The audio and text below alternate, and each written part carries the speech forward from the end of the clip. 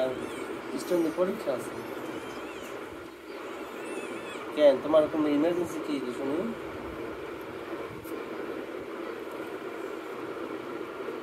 কি কিসের চিত্র এটা? হ্যাঁ হ্যাঁ,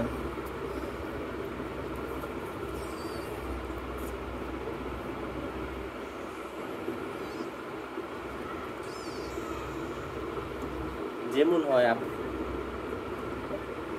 সকালে কয়টায়? তোমার ভাই স্কুল পরীক্ষা আছে জিগাও।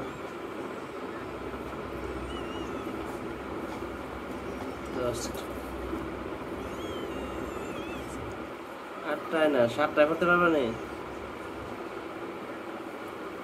আচ্ছা তাহলে 7টায় আসলাম দেখো।